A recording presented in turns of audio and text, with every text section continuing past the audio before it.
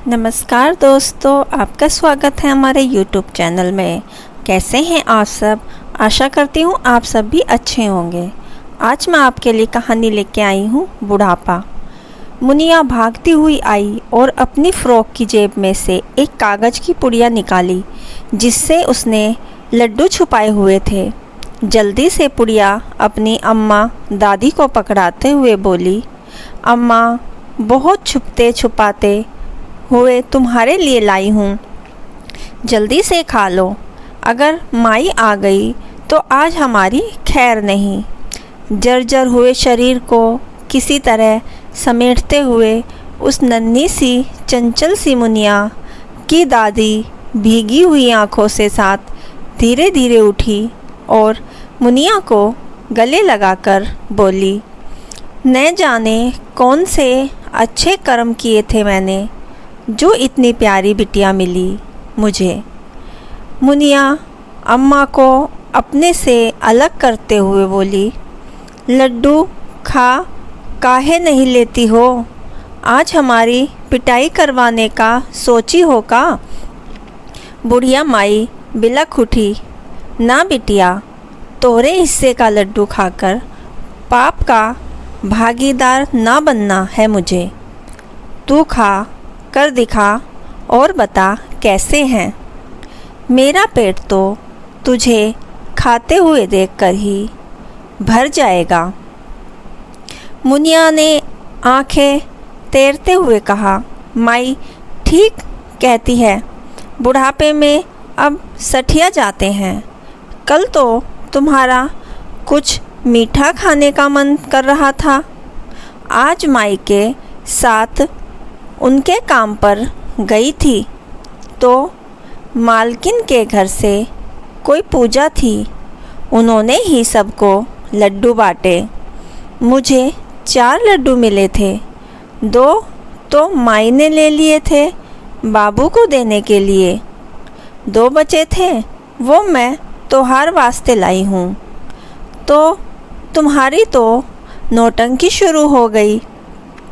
इतने में कमला मुनिया की माई की आवाज़ आ गई।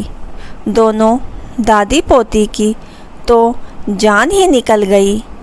अम्मा ने जल्दी से लड्डू की पुड़िया अपने सिरहाने फटे हुए कंबल के नीचे सरका दी, क्योंकि कम्मो उन्हें 4 बातें सुनाती तो वो बर्दाश्त कर लेती, पर मुनिया को डांट पड़ते उससे देखा नहीं जाता। उनका जी रोनियों में आ जाता है।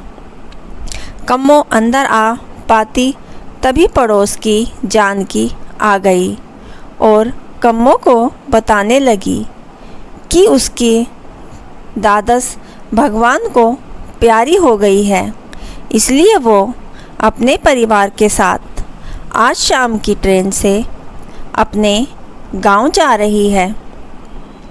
जानकी ने कम्मो से उसकी झुग्गी का ख्याल रखने को कहा। कम्मो ने दुख प्रकट करने की बजाय जानकी से कहा, तेरे तो भाग खुल गए। जो बुढ़िया दुनिया से कूच कर गई, एक हमारी बुढ़िया को देखकर भगवान जैसे इसकी मरने की तारीख लिखना ही भूल गया हो। बुढ़िया मर जाए, वो कोना खाली हो जाए। जानकी ने भी उसकी हाँ में हाँ मिलाते हुए कहा, हाँ, तेरी इतनी छोटी सी तो झुग्गी है, तुम 5 को कितनी मुश्किल होती होगी एक साथ ज़मीन पर सोने में। कितनी जगह तो बुढ़िया की चारपाई ही घेर लेती है। बुढ़िया माई यह सुन रही थी।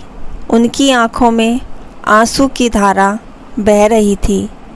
धीरे धीरे बुदबुदा रही थी, मेरे हाथ में होता तो कब की इस दुनिया से चली गई होती। क्या मिला है मुझे इस ज़िंदगी से। तभी कमला की आवाज़ से बुढ़िया माई घबरा गई। कमला कह रही थी, कब तक खटिया तोड़ती रहोगी? अब थोड़ा थोड़ा चलने की कोशिश किया करो।